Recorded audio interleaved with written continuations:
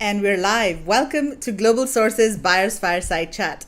I'm your host, Meghla Bhardwaj in Singapore, and I am joined by John Forty from T40 Group in Mexico and Artem Stepanchuk from UFT in Ukraine. How Yeah. are you guys Hello. doing? Hello. Hi. Hello, Meghla. Hello, Hi, Artem. nice to join you. Nice of you to join us today. Good to see you. So today we're going to be talking about business strategies in the new normal, and both John and Artem are very experienced when it comes to China sourcing and also retail. Artem has his own brands as well that he sells. So we're going to talk about how business, how sourcing, how retail has changed in the last few months, and what are some of the strategies that John and Artem have been adopting in the new normal. So before we start talking, John and Artem, do you want to introduce yourselves a little bit? John, do you want to go first? Yeah, sure. Hello, Meghla, Artem. Hello, everyone. Thanks for the invitation. It's a pleasure to be part of this webinar.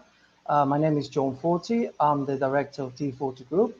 We are a company based in China. We have 12 years experience in trade. We started operations in 2008. We provide customers with a range of tailor-made services such as sourcing, factory auditing, quality control, product development, and logistics. Most of our customers are from North America, South America, and Europe, being the majority nowadays, obviously, Amazon and eBay sellers. We are located in the city of Shenzhen, a very important trade hub in China. This gives us the advantage of offering our customers with the latest innovative and trending products.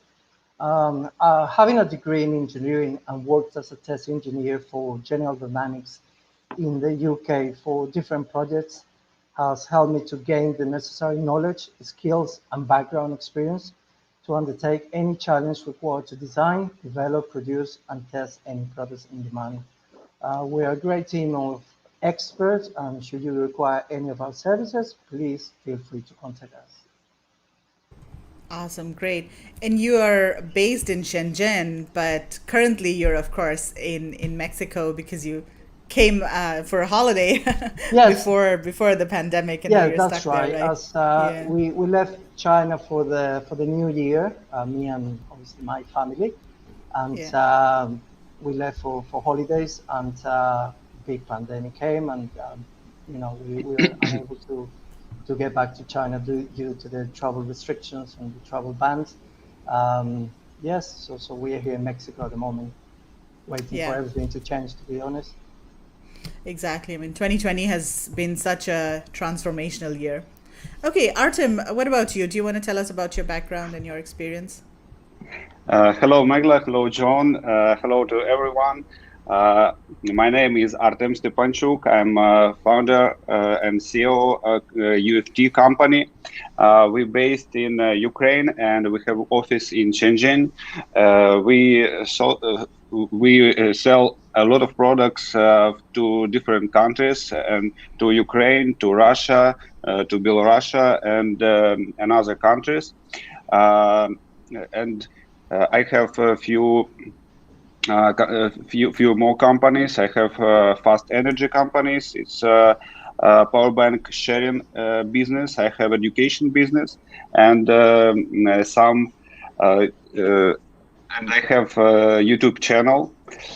You can see in YouTube Artem Stepanchuk and have a lot of business information.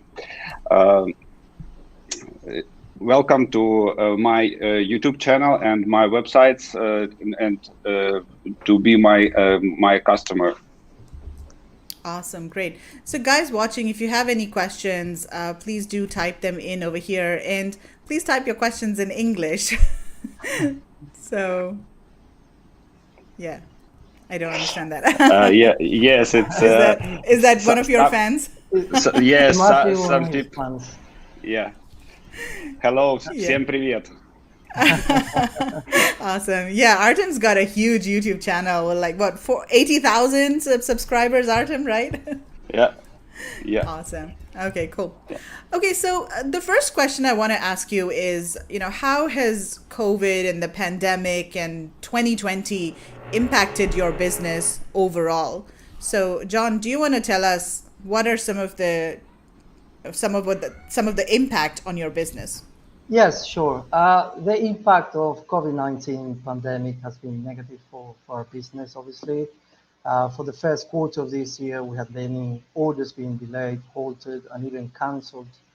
One of the things we learned from COVID-19 is to quickly adapt to the market and listen to the market and realize that you can never be too comfortable. So at the beginning of the pandemic, we started to notice a decline in regular orders. So we quickly reacted to the market, and to overcome these difficulties, we identified products that were in demand. We did a little market research, and we observed that due to the quarantine and the pandemic controls all over the world, people were spending more and more time at home. Therefore, there was a growing opportunity for indoor products, products such as laptops, webcams, security cameras, workout gyms, toys, puzzles, and many others. So we concentrated in locating those suppliers in that area of products. And we started to offer those products to our customers. This is how we managed to keep orders in, and we balance our books. Fun enough or interesting enough, one of the best-selling products in Amazon during the pandemic was a personal digital scales to weigh people. And as you see, it's funny how products that were being sold, they were halted. Those production were being cancelled, and then we switched to some specific products. So we quickly reacted, and we quickly determined locating those products, and we started offering those to our customers.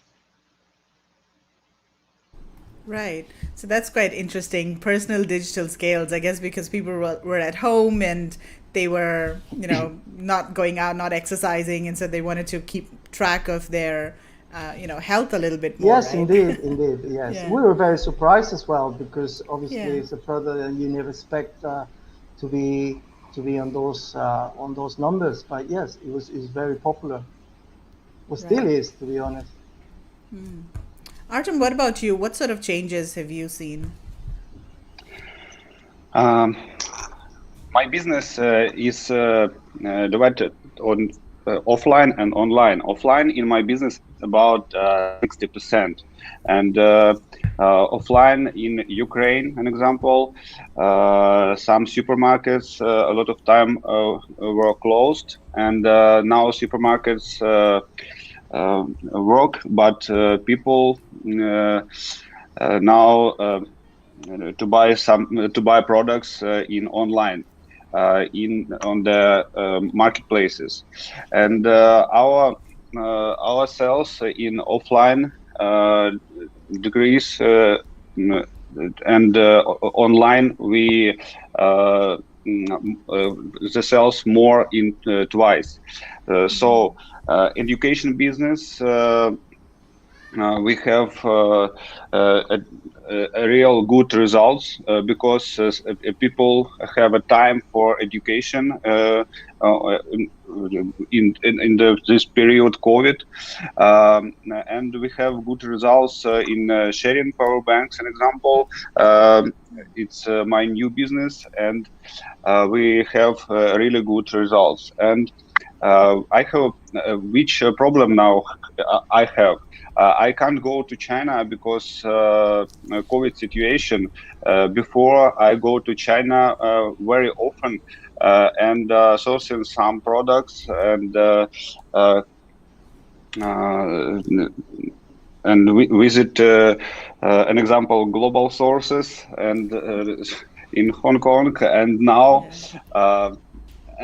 I can't go, but I have some different different life hacks how I source it now, and a little later I talk about it. Yeah. So, Artem, your brands, as you mentioned, are sold in supermarkets as well, right? So, Yeah, so did you say that your online sales almost doubled, right, for your brands? yeah. Yeah, Doubled. Yes, yes. doubled. Wow. From start COVID, doubled. Right. And so, what sort of changes have you seen in the e-commerce, market over there in the markets that you supply to. So, for example, are there more retailers, physical retailers, who are selling online, or are there marketplaces like Amazon or other local marketplaces that are becoming more popular? An example, I sell products in Ukraine offline supermarkets. It's my products sell about a few thousand shops. We are distributor in Ukraine, and it's supermarkets, Foxtrot, Comfy, Novus, and and all supermarkets in Ukraine. In Ukraine, the most popular marketplace is Rosetka. An example, we sell on Russia, the biggest marketplace is Wildberries, and Ozon and Biru. It's the biggest marketplaces like 1688 in China, and or Taobao, and the same.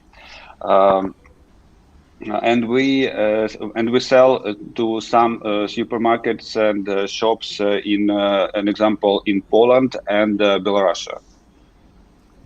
Okay, cool.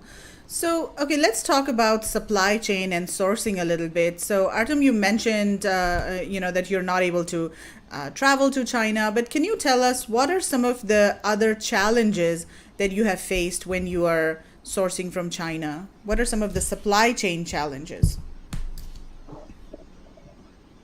Artem, do you want to go first? Supply challenges. An example, last time when which situation I have, the last time I have cooperated with factory in EU about 10 years, and now I can't receive my products about 4 months, and factory very busy, because we sell laptop tables, maybe no laptop tables, and we sell 10 years, and we wait about 10 years this situation, this sells, and now I need these laptop tables, and factory say me, oh, so we can send to you these laptop tables maybe after Chinese New Year. Oh, and I can't receive my products. So, and an example is last situation with China, some special which I have. So and we are looking for laptop tables in China. Now it's a very hot products in the world. An example, for this factory now prepare for USA 43 containers, 40 feet, just one customer. Wow. So, I mean, your challenge is that you have too much demand for certain products and you're not able to find factories, or there's not much production capacity to make those products. What about other issues? Like, have you faced any challenges like supply chain, like raw material disruptions or supply chain disruptions, where the material prices are maybe higher, or there's a shortage of some materials? Any other issues like that are you facing in China? For now, just I think the materials are not cheap. The materials price more expensive on some products. An example, one of products which I need yesterday, it's some video presenter. It's some advertisement material, and price double expensive than before, and I can't do anything. And I said to customers, so the price is high, and I think I will lose this. I will lose this order because price more expensive. So, and I hope this situation with COVID decide as soon as possible. Right. And so the price is higher because there is more demand for that component? Yes, uh, because the factory have small order to this product, and the price highest, because Right. before a lot of orders and price more cheap, and now Yeah. high. Wow. So John, what about you? What are some of the challenges that you are seeing in sourcing, in the last few months and now? Yeah, due to COVID-19 and the pandemic controls all over the world, our supply chain was affected dramatically. For the first quarter of the years, our suppliers were unable to deliver products on time. We Some of the challenges we faced were long delays, order cancellation for specific products. As for the second year, we gradually started to see a swift and steady recovery of the industrial sector. So we now have orders being produced, but one of the major problems was the increment of air shipment. So the cost of sending goods or cargo by air went up the roof. It was massive. So we now have factories producing our products, but if we wanted to send those products, the cost of sending them by air or sending them quickly, it was crazy. It was phenomenal. It was too high, so they cannot compensate for that cost. So what we encourage our customers were to prepare orders in a time manner, order large quantities, and recommend sending cargo by sea. So that way they get a cheaper logistic solution. Another challenge that we face, especially for Amazon sellers, was the limitation of 200 items per shipment.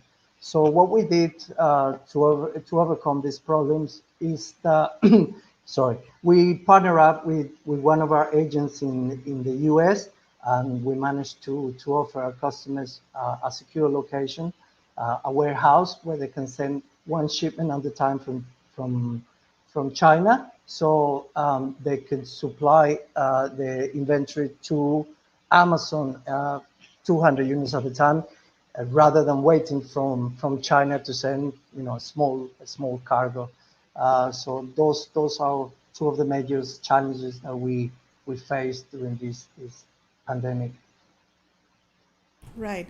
And are you also seeing a rise in the prices of certain components or Yeah, products? I mean, China does not produce everything. I mean, they have to source some commodities from overseas, and the exchange rate, obviously, dollars compared to the RMB is dropping. Therefore, the price is higher, and yeah, it creates a huge impact on the products, on mainly on some of the products, or some of the components they need to produce our products. Right. And so how do you deal with that situation? Like, do you try to negotiate with the factory when they quote you higher prices, or what are some of the ways that you deal with Yeah, we higher try to quotes? negotiate with our customers. So another way would be to obviously recommend our customers that they have to increase their prices. I mean, if you notice during the pandemic, every every every component and every product went up. Yeah. So we have to face it. We have to increment in order to make a profit, and that's what's happening worldwide. I mean, all the prices went up. Right. Okay, let's just say hi to a few people over here who have joined us. So, Anthony Ford, how do we get in contact with the company? Anthony, can you clarify which company are you referring to? Hello, Sophia. Ajit is saying hi. Xiaotin, hi. Leo, Western New Year and Chinese New Year is coming again in the near future. Yeah, let's talk about this. Chinese New Year is coming up soon, and of course, every year it is a major challenge for importers. So, how are you managing Chinese New Year this year? Is there anything that you're doing differently than previous years? Artem, do you want to tell us how you're managing Chinese New Year?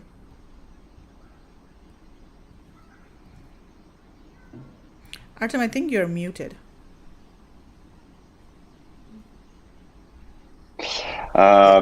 Yeah. As usual, we start to prepare to Chinese New Year in October, in the end of October, and to give orders to factories October or November for send all products before Chinese New Year. In this time. Every year it's a really amazing challenge, and last weeks before Chinese New Year, factories have different challenges and need give me my order, give me my order. And I think a lot of people who see this video now and can see and can write maybe in comments his situation. So I think need about 3 months before prepare to Chinese New Year. Yeah, I mean, every year it is such a big challenge. And also, I think what happens during Chinese New Year is that because factories are rushing orders, before Chinese New Year and also after Chinese New Year, there are also a lot of quality issues that usually arise, right? Do you guys have, do you generally see more quality issues around Chinese New Year? Yeah, John? Sorry. Artem? Yes, sure. Yeah. Yeah, sure. Do you? I mean, Chinese New Year for us is a period where obviously factories are not working, and some of the factories will go away Yeah. for a week. Another will go for 2 weeks, and some for even 3 weeks. So it's a period that the orders are on standby. So what we do is we we recommend our customers to put those orders in uh, way in advance. So we're well prepared to produce, to do quality control on those orders and manage to ship them out way before the Chinese New Year, because even the prices for the shipping cost goes high. And as you mentioned, yes, quality control is an issue because they want to go on holiday and they just focus. I mean, there could be someone on the production line focusing on what they're going to do during the Chinese New Year rather than focusing what they are making. So yeah, it is a challenge. So what we do is we tell our customers that they need to get these orders in well in advance, so we don't have to rush in the last minute, or they face even that the products are not going to be produced uh, in time, or they're not going to be shipped before the Chinese New Year. And obviously, after the Chinese New Year, it will take maybe 2 or 3 weeks before everything has resumed. Right. So I think for this year, we got to be a bit more cautious about the issues that we generally face during Chinese New Year. Okay, so Liren says hi, Artem. Hi, Liren. Nice to Jack meet. Sanders. Okay, so Jack is saying, can you name any products developed by your company? So Artem, do you want to talk about some of the products that you have that you sell under your own brand? Yeah, sure. An example. I have like these products. This is selfie sticks. Maybe you know. This is my brand UFT. Uh, we produce this selfie sticks on the best factory in China, which make it. This factory make for Xiaomi, Samsung, Huawei. This selfie sticks and all the biggest and the most famous brands, and this selfie sticks make on this factory. And an example, what make with our brands, I can show you. I have this. Maybe you know this sharing power banks. Do you know? In Is that in for China, like public use? yeah, it's public use. Yes, it's my brand, and we are the biggest company in Ukraine. It's Yeah. and it's a power banks, you know. Oh, so and different. We have a different products for accessories for laptop, for phone, and some we are the biggest sales tables in Ukraine. And an example, this one we sold in Ukraine more than 1 million pieces. We sold the hoverboards, e-scooters, and different new products. In Ukraine, my company, all people know Trends company. If when I go on the global sources, an example, I go to global sources every 6 months in October and April, and when I go through the booth, I see all new products because I remember which products was before, and I see if an example, five or more booths have some new products, and I see on 5 booths new products the same. I understand what these products need to try on my market, and all products I wrote in my phone, and after that I sent to Ukraine and Russia. An example how I sell from exhibition. Maybe you're interested. I see new products and send to YouTube or Facebook. In my Facebook, I proud what in my Facebook all managers from all Ukraine supermarkets. So if I send to Facebook some products, all supermarkets see it because he know me, and he my friends in Facebook, an example. And we have situation when a few years ago, 4 years ago, yes, I think, I work on global sources and make online stream, and I show hoverboards, and I receive order through the Facebook on few containers hoverboards, just make live stream because Wow. I catch in my Facebook all wholesale customers from supermarkets. That's pretty And amazing, and I want to talk a little bit I about that in a while. I just want to ask you also, Artem. So you're saying that you used to go to exhibitions and find new products, but how are you guys doing that now? How are you finding new products without exhibitions? How are you sourcing for new products virtually? So Artem, you yeah tell us first, and then John, I'll ask you as well. Sure. yeah Yeah. Yeah, I have a life hack for everybody. How to search products and see new products which have on the China market.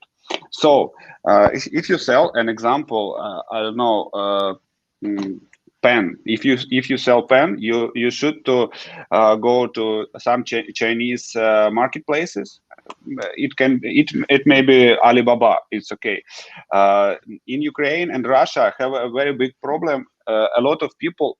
So I think about 18 or 19% people don't know English, and it's a problem. And Alibaba, Or global AliExpress, sources. Or global sources. and Robosus have I think have Russian language, and Yeah. yeah, and need to find on global sources marketplace factories which sell it. Top 10. I think top 10 is okay. And add all factories to in WeChat. And when you add all factories to WeChat, what will do factories which have new products send to stories in WeChat. So, and when I add 10 factories in pen factories, all these factories when have new products send to stories. So, and when I get up in the morning, every morning I take my phone and see WeChat stories. So, and every day I have all new trends from China, from my categories, which I sell. Selfie sticks, some accessories for mobile, for laptop, and all the biggest China factories, managers uh, from these factories I have in WeChat and see all new trends. That is really amazing. I really like that idea. So, when you look for all of these factories in WeChat, are you looking for their company accounts or their managers, or some people working at the company? Uh, as for me, much better ad managers because I see. yes, because I think now um, people buy in people, and when I buy now when I buy Tesla, I buy not Tesla, I buy in Musk. So Yeah. uh, and uh, 2020, it's uh, I think it's year person buy. So a lot of people buy from my company because these people know me and believe me and know what this guy I know, and I think it's good products. This company I don't know boss, so no, it's not okay. Yeah, I think that's so right, Artem, because relationships are so important, right? It's important to build a relationship with people in the company because, after all, we are all, people doing business with each other. I mean, we are, of course, companies, but at the end of the day, the interaction is between people. So, yeah, I think that's a really good tip as well. Thank you so much for that. So, John, what about you? How are you sourcing new products when there are no exhibitions? Yeah, well, we rely so much on trade shows to find suppliers and new products. We have been attending trade shows in China, Hong Kong for many years now. And being in China and having trade shows online is not something that we really used to. So, in our experience, having online trade shows, sometimes you don't really get a feedback, or the communication is not very straightforward with the suppliers. The response time is a little bit slow. When we attend real trade shows and you walk through those aisles, you can get quotations in a matter of minutes. So online trade shows for us, we don't really get the feelings of on the products. Sometimes they will advertise the product. They will put an image there with a 3D picture that looks really attractive. But once you order a sample or you get a sample, you realize that the product is not really what you expected. So sometimes using online trade shows, as you put it, is very inconvenient for us. We do our sourcing locally. We try to go for trade shows. I mean, now that some of the restrictions in China are lifted, we're managing to visit those trade shows. We still use obviously online trade shows, but it's not as straightforward as we will like. I mean, we don't really get much feedback on that. We'd rather visit those trade shows on real trade shows and get to know the suppliers. Yeah. So, do you have your employees in Shenzhen, right? You At the have your moment, office yes, and yes. yeah. The Okay. office is running. We have our staff in China. So if they have to go to visit a factory, from the beginning of the pandemic, obviously all the city went into a lockdown. But they could visit some factories within Guangdong province, and these days they can go all around China without problem. So if we source a factory, we find a factory, and we feel confident that we're going to make an order with them, uh, it's easy for us to go and visit the factory and make an order really. Okay. Cool. Let's say hi to some people here. So I see some people I recognize. Hi, Ellen. How's it going? Playing golf today? Alan. Ankit, hi. Good to see you here. Elton, hi, Elton. Good to see you again. So Leo is saying lots of factory workers start returning back to their hometown since December every year, and it is difficult to find and employ new workers till 1 month after Chinese New Year. Yeah, that's right. But I'm also wondering if this year there's still going to be people going back to their hometowns because, there's still the fear of the pandemic, and it's still all around the world. In China, of course, it's been controlled. But what are you guys hearing? Do you think workers will still go back to their hometowns like they did every year, or would there be maybe some restrictions on traveling within China this year? Have you guys heard of anything? That is a really good question, and I don't have an answer for that. But Yeah. if you give me 5 minutes, I could call my staff and ask them if they want to go away or not. Yeah, but that's They something to rather think not. about. Yeah. Yeah. Yes, I wouldn't know, but I expect Yeah. obviously with all the, the travel restrictions that were taking place before, they're all lifted now, so there should not be a problem to travel within China. And Right. besides that, Chinese New Year is a very important time for China. Yeah. Yeah. So yes, if they must do it, they will do it. Right. Right. So Alan is saying no golf today. Aw. Okay, so the other thing I wanted to talk to you about is the emergence of other alternative sourcing markets. Now, I know both of you focus strongly on China, but are you seeing an interest among your clients to source from alternative markets? And are you exploring that at all? So, Artem, do you want to talk about it first? Um, Sorry, Meghla, I not good. Can you ask So, again? yeah, I wanted to know, are you sourcing or are you thinking about sourcing from other markets outside of China? Mm. So alternative markets, because with the Uh, US China trade war and the tariffs and everything that was going on, I think people have started to diversify their sourcing a little bit. yeah, Meghla, it's my pain.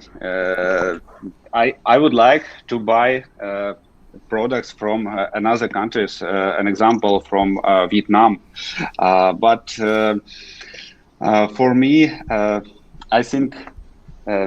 Maybe you can help me for to find uh, some products in Vietnam. I need it. So maybe you can be the bridge from me to. I can help you for India. Yeah. Okay. By the way, how about Singapore? How about weather in Singapore today? I think it's good because in my country, not good weather, not shiny. Yeah, I mean, Singapore is So, always hot and sunny. so Yeah. yeah. By the way, about another countries, I think it's a very important diversification risk and cooperate with, not just with China but with India, with Vietnam, Cambodia, and now when I was an example. Um, Last year in China, and a lot of people last year said about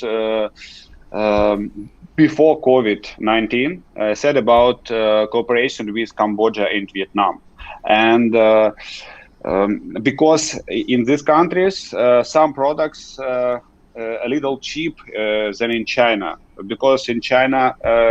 Mm, some materials more expensive and price on some products more expensive than in this country, and I thought about it, but I don't have experience now for cooperation with Vietnam and India, and I hope you can help me with it.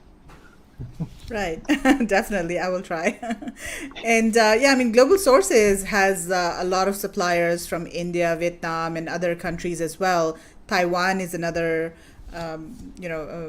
market that people are sourcing from. So yeah, definitely a lot of options. But I think you're right. I mean, China is, the main production hub for all products, especially electronics. I don't think there's any other country out there that can compete with China when it comes to electronics. And the supply chains are really well developed in China, And of course, the workers and the workforce is quite efficient as well. But John, what about you? Are your clients asking for alternative markets, or are you looking at any alternative markets at all? Yes, definitely. I mean, as China went into a lockdown, we started to see an increase in a demand for sourcing from alternative markets. One clear example of that was that at the beginning of the lockdown in China, the demand for PPE protective material, China was being overrun with orders. We had some orders coming in from large orders from some clients, and China was overflowed with orders. They could not cope. The factories, the delivery time was too long. So we started to we step out China, something that we're not used to do because we're based in China. So we source locally, we visit factories locally, but because our customers were demanding for those products, we were taken out of our comfort zone. And yes, we had to source from alternative markets. So we looked into a supplier in Korea. They offer some PPE material for us, being face masks and gloves. So we secure an order with this supplier.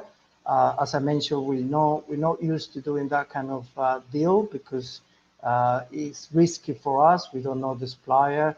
Even though we did all the auditing, we made sure they had the certifications. We made sure it was a well-established company or factory. It was risky for us, but the demand was there. Our clients were screaming at us, we need our products, we need our products. And yeah, we managed to secure that one-off business. But in the future, I'll be thinking of expanding, probably setting up an office in Taiwan or who knows, maybe Singapore. But yeah, definitely sourcing is not only in China at the moment. It's taking us to different places. Yeah, yeah, absolutely. I think people or importers, they don't want to put all their eggs in one basket, and they want to try to diversify to other sourcing markets as well.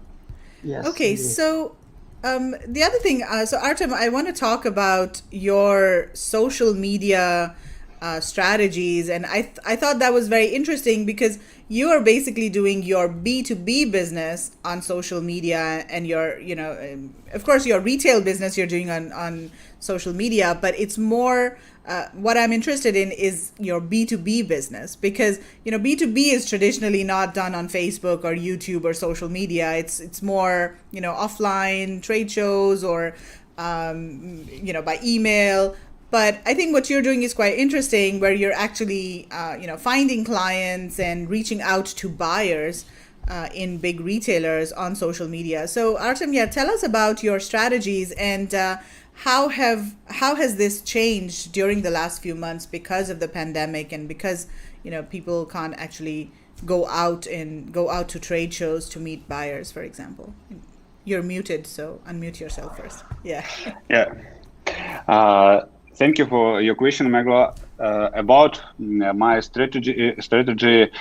my social media. Uh, so I think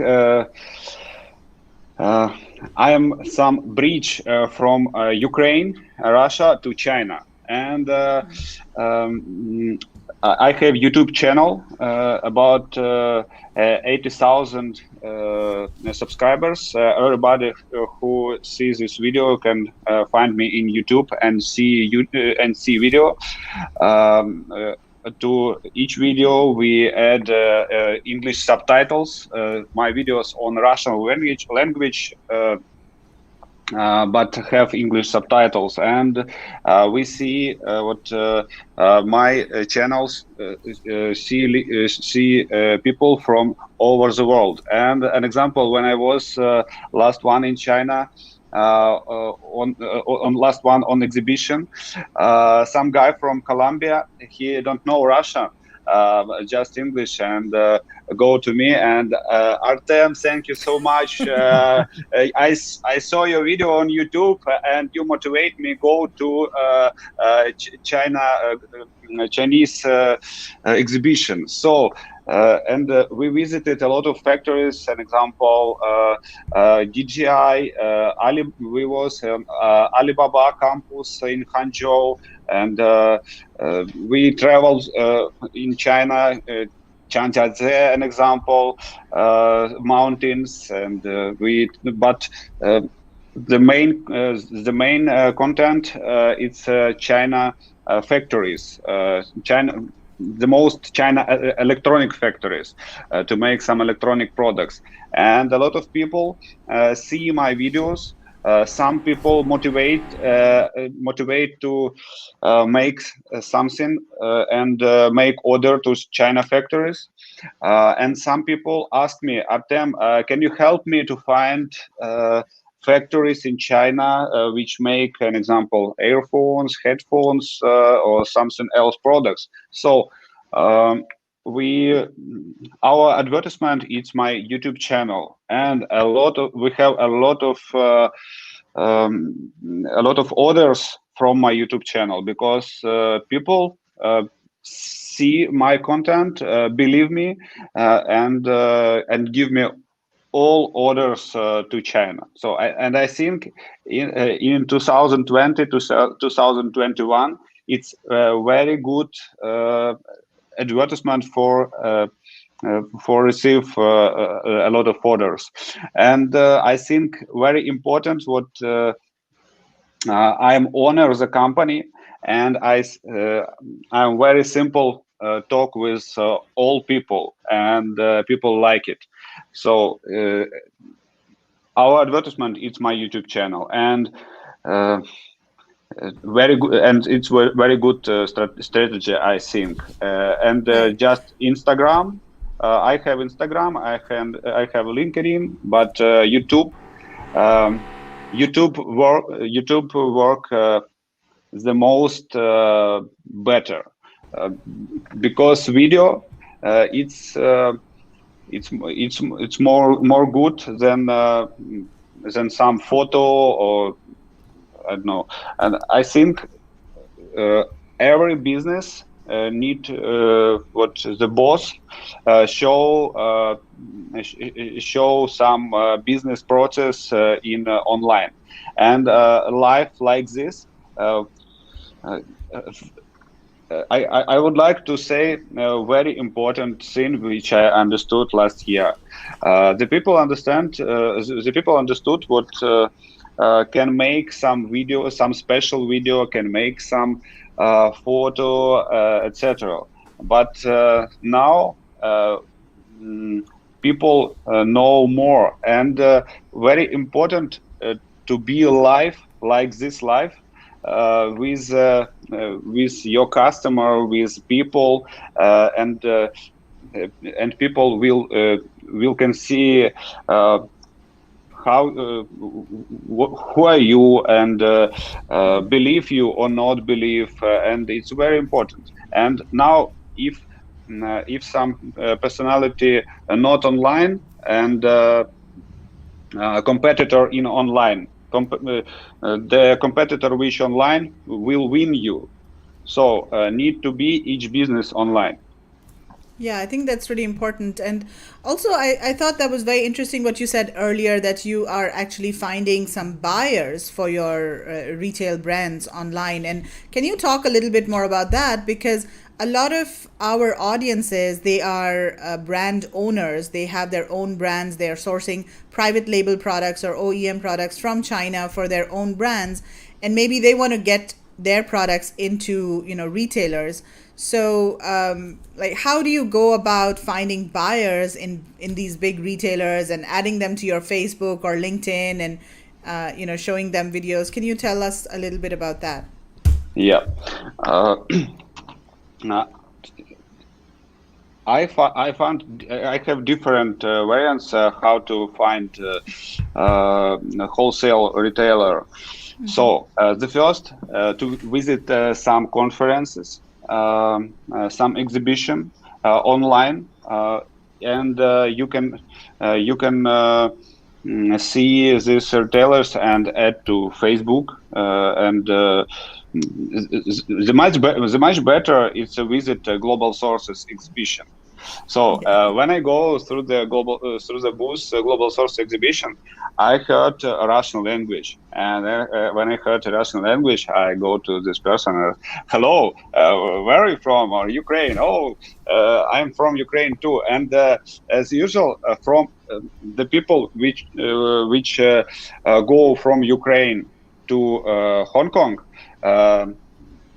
It's some buyer from wholesale supermarkets, or this person have some good business or start business, but potential business. So, and on the exhibition, I uh, I, I meet with a lot of my customers.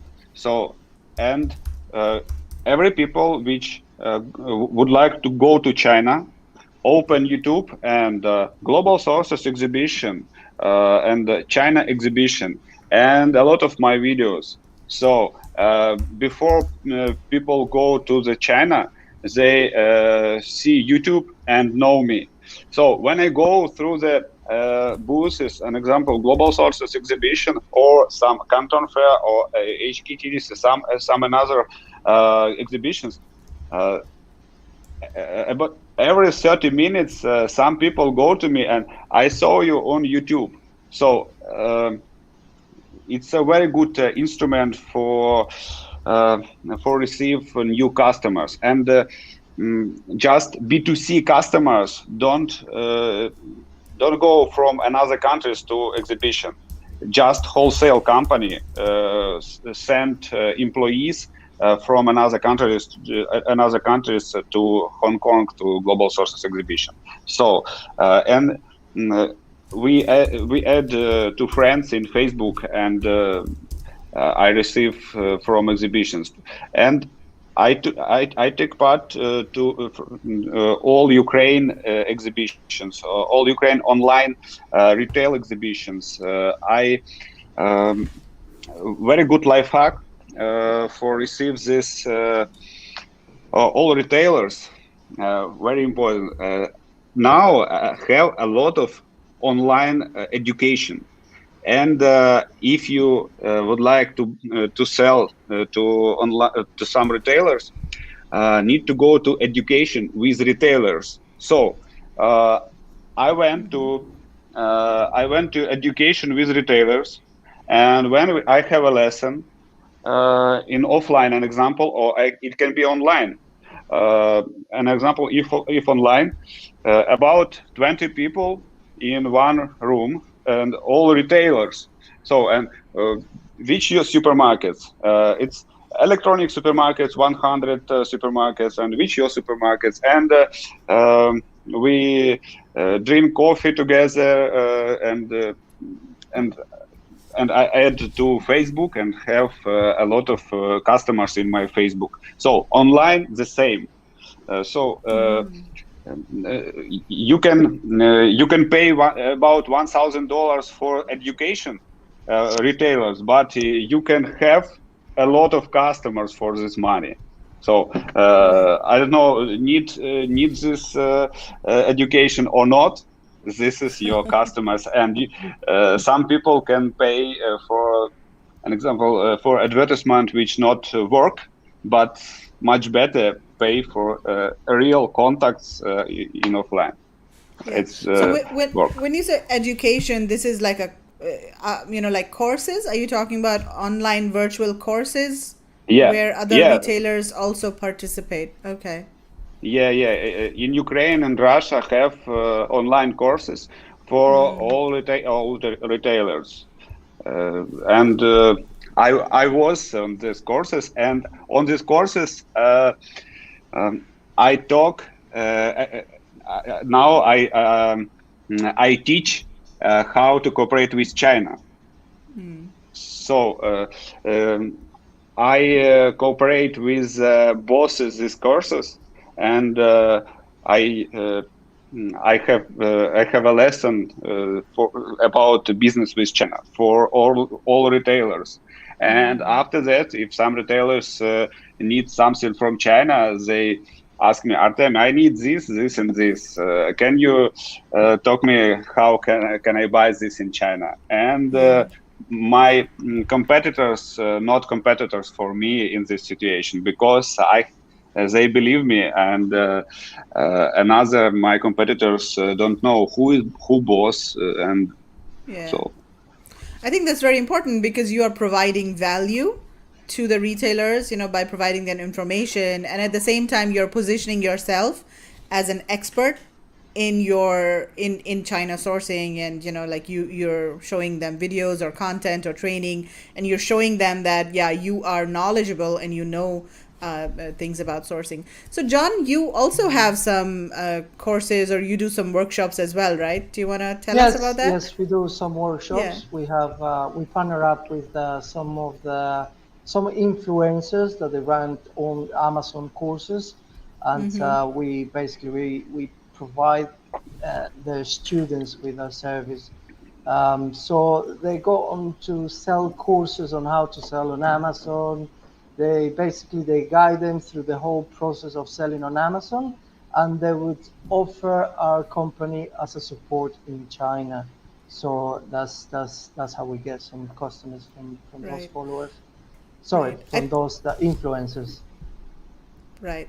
I think what's important is that, the way people do business is changing, and we need to recognize that, Absolutely. and we need to make that personal connection with people, with the right people. And if we can't do it offline, then we need to do it online via social media, Facebook, LinkedIn, YouTube. So I think that that's really good advice for people. So let's just see some of the contact comments over here. So Anthony is saying John and Artem's contact information. So Anthony, yes, we will share the information in a bit. Elton, this is one interesting to find retailers in LinkedIn or Facebook. Yes, Elton, I think that's a really good idea, and maybe you should try it. I know that you're trying to build some of your own brands, so give it a try. Global Sources is number one stop. Yes, of course. no, This is the Global global Sources sources number channel. one. Yes, absolutely. Yeah. Wow, Artem YouTube have more than 80,000 subscribers. Yes, absolutely. Artem's YouTube is awesome. And now he has 80,001 because I'm sure Elton has subscribed as well. Yeah. Okay, so let's start wrapping up now. We've almost been going for an hour here. So guys, type in your questions for Artem and John if you have any questions. But I want to ask you guys, what do you think are some of the trends that are going to be important in 2021? What are some of the sourcing or e-commerce or retail trends that are going to be important and people need to take note of them? So John, do you want to tell us first? Yes, sure. As for next year, right, 2021, Yeah. Yeah. um, a global pandemic has altered the way we do things. We realize that we can no longer control the supply chain. So changes and planning need to be put in place. One of those clear changes will be that global firms will diversify their supply chains, funding suppliers from different countries. So if one of those suppliers failed to deliver, they will have Plan A, Plan B, and Plan C. Another way is that consumers will start sourcing locally, even if the price is higher, but at least they get a reliable supplier, and they get the products in without any effect of waiting borders to open up, or any major issues. Um, for next year, I would recommend, if you buy large quantities of products, I mean high volume, uh, go straight to the manufacturer. Don't buy through resellers, because if something affected the supply chain, those resellers, they are the first ones to go. And that effect we've seen it with this pandemic, that many businesses went bankrupt because they were producing or they were reselling some specific products. And this pandemic has driven the market to produce another type of product. So obviously the manufacturers have a strong background, and they have the resources to maintain their businesses. Whereas retailers or resellers, they don't. Buy a larger quantity of goods so you have enough stocks throughout the year.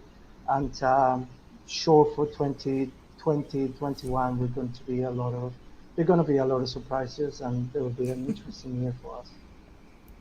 Yeah, I hope it's better than 2020. Yes, I mean, the key Because- points are to be positive, flexible, mobile, and adapting. I would say adapting to any situation.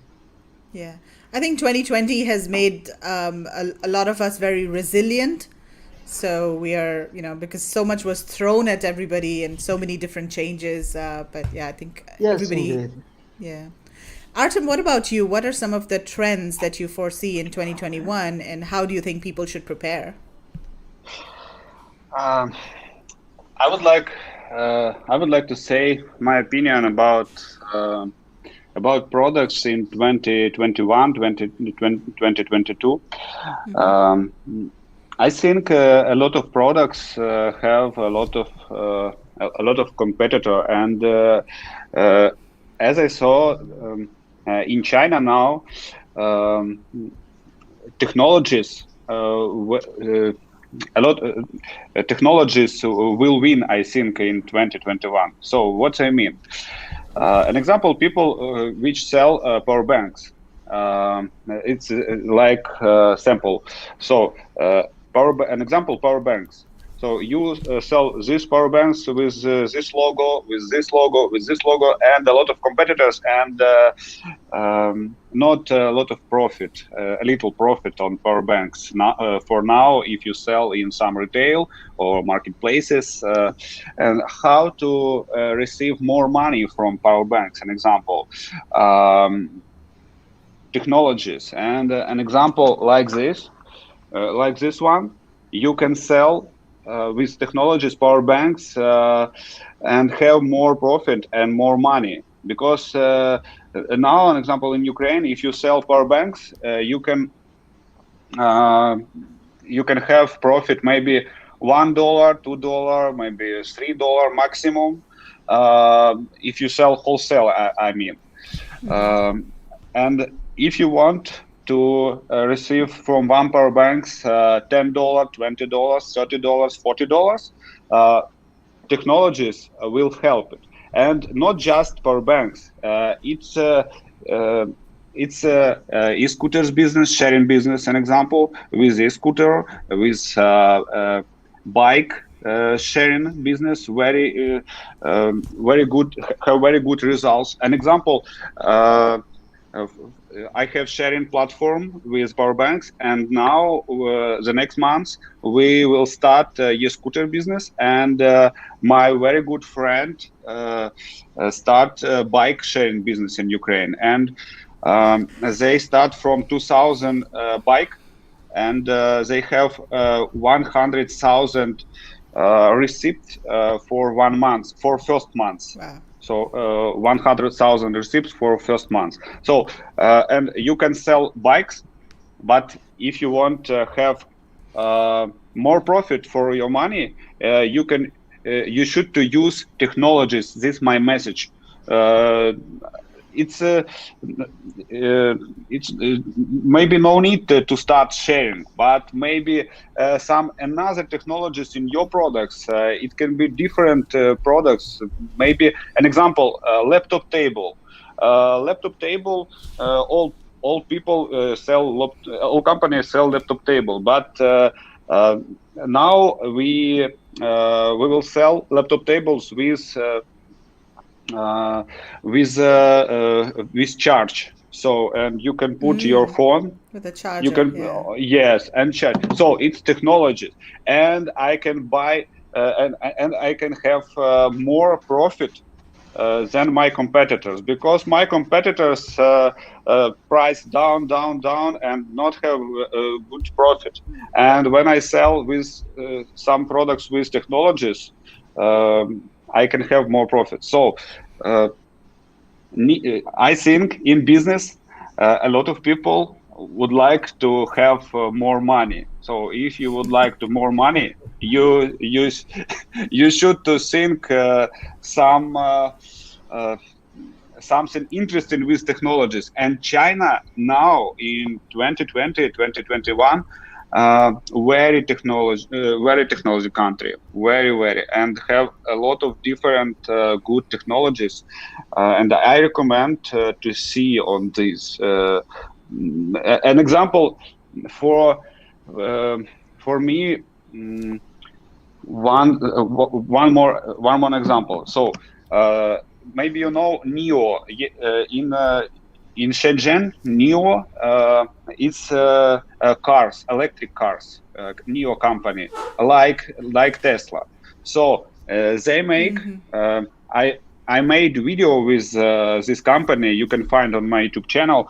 So they make some box, and you go to this box, and automatically, without people, change your battery. So no need charge about and spend 1 hour for charge. So just 2 minutes, and charge and change your batteries. So it's technologies. And which cars I buy, which I can change for 2 minutes battery, sharing battery, by the way, or car which I need to spend 2 hours my life every day, or maybe twice a day. It's my life, and time is very important. So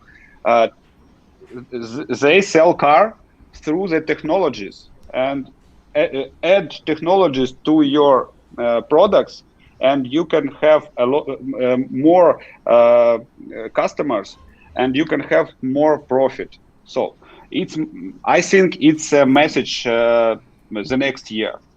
Yeah, I think that's very interesting, and I really like the examples that you've given as well. So it's important for people to think outside the box, and adding these technologies like the wireless charger to the laptop stand. I think that's a brilliant idea, where you just increasing the value of the product so much, and you're making it a premium product, and you can charge much more for that. So let's just quickly look at some of the comments here, and we have a few questions for you guys as well. So first of all, Cecile is saying 80,000 to count me in. So yeah, so, thank you so quite much. a few fans here.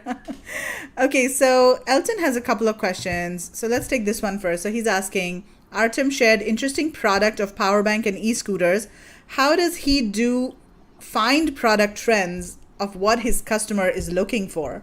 Yeah, that's an interesting question. So Artem, how do you find these new product trends, and how do you know what new products or what new trends are coming up? I have a lot of friends in China. I very often visit China, and when I go to China, I see on all process through the business, and I see this business, and I think if you would like to see some interesting idea, you should to go to China or Hong Kong, an example, or Singapore, and you can find this idea. But if you go to China, you can see idea, and in China you can make this idea for small money. So because in China, I think now China is #1 country technologies. Maybe USA, China the same, but I think China now is a little. It's just my opinion. Because in China this technology is more cheap, and China people now